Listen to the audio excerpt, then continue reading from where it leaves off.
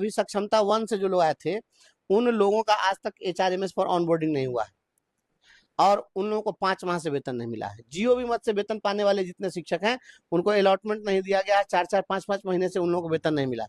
और तो सबकी छोड़िए, मैं विधान पार्षद बन गया, सारे लोगों को लग रहा है कि विधायक हो गए हैं। मेरी जो दुर्गति हो मैं जानता हूँ, हमको वेतन नहीं मिला है। आपको वेतन नहीं मिला है? मुझको भी वेतन नहीं मिला है। और मैं पिछले दिनों जा करके और सभापति महोदय से कहा कि आखिर कितने दिनों तक बिना वेतन आप हमको रखिएगा। तो ये तो स्थिति बनी हुई है राज्य के अंदर में। मुझे लगता है कि बिहार सरकार आर्थिक संकट से जूझ रही है और इसके पास में पैसा नहीं है। आपको वेतन नहीं मिला? मुझे भी वेतन नहीं मिला है, अभी तक मुझे कुछ भी नहीं मिला है। बताइए कि मैं कैसे जी रहा हूँ। इससे तो अच्छा था कि हम शिक्षक थे, कोई लायबिलिटी नहीं थी। अब तो हमारे साथ लायबिलिटी है, कई लोग मेरे साथ रहते हैं, सभी लोगों की लायबिलिटी उठानी पड़ती है और सारे लोग आते हैं, उनका भी स्वागत बात करना है। तो बताइए कि ये क्या चल रहा है राज्य के अंदर में। राज्य के अंदर जो स्थिति बनी हुई है, ये सुशासन की सरकार, ये नकली सुशासन की सरकार है। और ये जो सरकार है, ये सरकार आर्थिक रूप से सभी लोगों को प्रताड़ित कर रही है। और जो शिक्षक बिना वेतन का इस चिलचिलाती धूप में जो जाएगा स्कूल में और उसको पैसा आप नहीं दीजिएगा, तो स्कूल जाएगा तो आपको कोसते हुए जाएगा और जब स्कूल से फिर आएगा तो गाली देते हुए आएगा। लेकिन यहाँ तो स्थिति है, सदन के अंदर भी हम लोगों ने मामला उठाया। कई दिन तो वित्त मंत्री के सामने में मामला उठाया गया कि भाई आप जो है पैसा दे दीजिए, वेतन नहीं दे रहे हैं शिक्षकों को। कहा था 1 सप्ताह में तो कहे थे, तो एक बार वित्त मंत्री से पूछे कि क्या हुआ तुम्हारा वादा, तेरे वादे क्या हुए बताओ, पूछिए सम्राट चौधरी से। ये सम्राट चौधरी जी को किसी को मतलब है HRMS हो रहा है तो CFMS में गड़बड़ हो रहा है, तो ये हो रहा है कि पूरा का पूरा सिस्टम इनका खत्म है। और मुझे लगता है कि इन लोगों ने लार्ज स्केल पर अपॉइंट तो कर लिया है, लेकिन इनको देने के लिए पैसा नहीं है। और पैसा नहीं है तो इसकी व्यवस्था ये करें। और पैसा नहीं दीजिएगा तो सड़कों पर उतरेंगे शिक्षक, और हम भी उनके साथ सड़क पर उतरेंगे। अपर मुख्य सचिव महोदय को मैं बार बार अवगत करा रहा हूँ, लगातार मैं उनके संपर्क में हूँ, मैं बार बार अवगत करा रहा हूँ। पिछले दिनों मैं निदेशालय में जाकर डायरेक्टर प्राइमरी एजुकेशन से भी मैं मिला। क्या फोन पर बात हमारी होती है फोन पर, फोन पर बात हो रही है, मैं उनको बता रहा हूँ। और डायरेक्टर प्राइमरी से जाकर मैंने व्यक्तिगत रूप से मिलकर कहा था कि HRMS के ऑनबोर्डिंग की जो कार्रवाई है इसको अविलंब आप पूरा करिए। उन्होंने कहा था कि हम उसको 1 सप्ताह में सब करा देंगे, लेकिन वो भी नहीं हुआ। तो अब बताइए कि अब हम क्या करें, किसके पास जाएं। अपर मुख्य सचिव जी से भी बात हो रही है, डायरेक्टर से बात हो रही है, वित्त मंत्री से बात हो रही है। अब बताइए कि अब कहाँ जाए आदमी। यहाँ की ये किसको वतन की फिक्र है, हम दोस्त दे किसे बगिया उजाड़ डाला मालिक आज। विभागीय आदेश के बावजूद शिक्षकों के वेतन तथा बकाया राशि का भुगतान नहीं होने पर DEO तथा DPO स्थापना का निलंबन क्यों नहीं? प्रणाम प्रणाम। किस ब्लॉक में है? हम चांद ब्लॉक में है सर। स्कूल का नाम? मध्य विद्यालय पतेसर है सर। अच्छा, बताइए क्या दिक्कत है? सर हम लोग GOB में आते हैं और मार्च, अप्रैल और ये मई चल रहा है, अभी तक पेमेंट नहीं मिला। आपको मार्च से भुगतान नहीं हुआ वहाँ? जी सर। अच्छा, कैमूर में GOB मद से कितने लोगों को वेतन मिलता है? चांद प्रखंड में 6-7 विद्यालय है। नहीं तो पूरे जिले में कुछ अनुमान है कि कितने लोगों को मिलता है इस तरह से?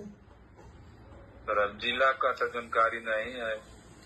चलिए, सभी जगह इस तरह की समस्या है। GOB मद में आवंटन अभी तक जारी नहीं हुआ है। हम शिक्षा विभाग के अधिकारियों से लगातार संपर्क में हैं। हमने निदेशक से भी मांग की है और अपर मुख्य सचिव महोदय से भी अनुरोध किया है कि अविलंब जो है आवंटन जारी किया जाए। और हम प्रयास कर रहे हैं कि शीघ्र जो है आवंटन जारी हो और आप सभी का भुगतान सुनिश्चित हो। इसके लिए मैं आदेश करवा दिए। सब बहुत दिक्कत हो रहा है, तीसरा महीना चल रहा है। स्वाभाविक है, लगन का समय है, परेशानी तो होगी शादी विवाह का समय। हाँ, दिल्ली विद्यालय जाना है सर, 100 रुपया कम से कम तेल में लगता है। सही बात है। और अभी शादी विवाह का भी समय है ना, तो जी हाँ, शादी विवाह है और 3 महीना इसी तरह चल रहा है। ठीक, देखते हैं। ठीक है।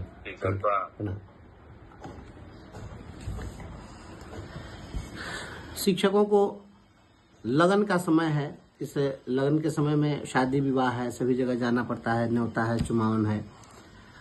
बहुत सारे लोग को इलाज कराने के लिए माँ बाप का इलाज कराना है, बच्चे आश्रित हैं, उनके स्कूल का फी है, सभी की जिम्मेवारी उठानी पड़ रही है।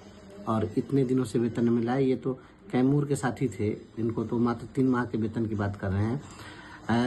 अभी बात करें सहरसा की, बात करें सीतामढ़ी की, गया की, तो सभी पूरे राज्य में इस तरह से जिले हैं जहां पर 5-5 माह से वेतन नहीं मिला, जनवरी से नहीं मिला आवंटन के अभाव में वेतन।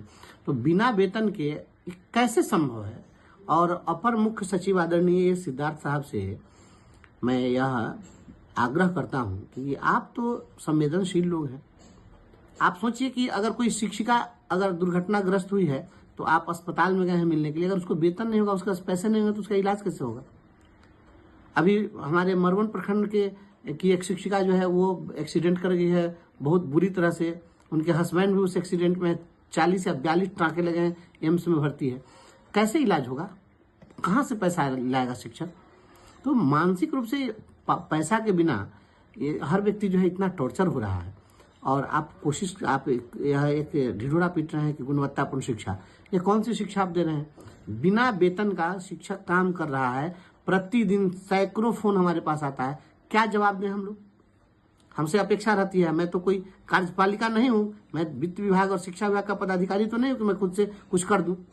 हमारी भूमिका केवल इतनी है कि हम आप शिक्षकों के दर्द को आप तक पहुंचा सके, और हम लगातार पहुंचा रहे हैं, अधिकारियों को अवगत करा रहे हैं। इसके बावजूद अगर आप वेतन नहीं देंगे, वित्त मंत्री जो राज्य के उप मुख्यमंत्री हैं आदरणीय सम्राट चौधरी जी, भरे सदन के अंदर उनसे हम लोगों ने आग्रह किया, फिर भी आज तक वेतन नहीं मिला। ये क्या हो रहा है? कौन सी सुशासन की सरकार चल रही है? अगर इसको सुशासन कहते हैं तो इससे तो बेहतर कुशासन ही है। ये इस तरीके से बिना वेतन के शिक्षकों को प्रताड़ित कर रहे हैं। ऐसे सैकड़ों फोन प्रतिदिन आ रहे हैं। इस दर्द को समझिए, और नहीं अगर इस दर्द को समझिएगा तो शिक्षकों के वेतन के मामले पर मैं वेरी शॉर्टली मैं पूरे प्रदेश कमेटी की बैठक बुला रहा हूं, और पूरे बिहार में सभी जगह शिक्षक सड़कों पर उतरेंगे। हम आंदोलन की रूपरेखा तय करने जा रहे हैं, आंदोलन होगा। इतना करने के बाद हमें अपने वेतन भुगतान हेतु तथा बकाया राशि के भुगतान हेतु आपके डीईओ तथा डीपीओ के यहाँ क्यों जाना पड़ता है?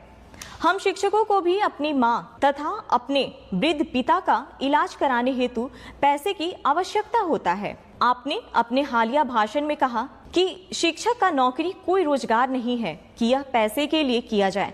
टीचिंग एक सबसे अलग जॉब है।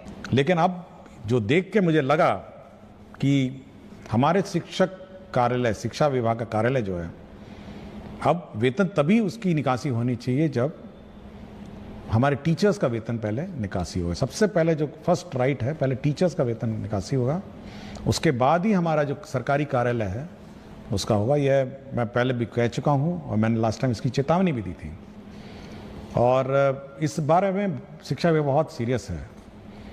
दूसरा ये है कि आपने देखा होगा पिछले सप्ताह हमने एक ग्रीवांस हैंडलिंग पोर्टल, एक वेबसाइट ई शिक्षा को उसका पार्ट बनाया, जिसमें 11 अव्यय उसमें है, 11 कंपोनेंट्स हैं, जिसमें भुगतान के बारे में है, जिसमें टीचर्स का अन्य टीचर तंग करने के बारे में है, शिक्षक के वेतन में भुगतान में तंग करने का। तो हम लोग उनकी जवाबदेही निर्धारित कर देंगे। ये मैं बिल्कुल स्पष्ट कर चुका हूँ, और इस पत्र में भी मैं स्पष्ट कर चुका हूँ। मैं कोई लिखित में भी मैंने किया हुआ है।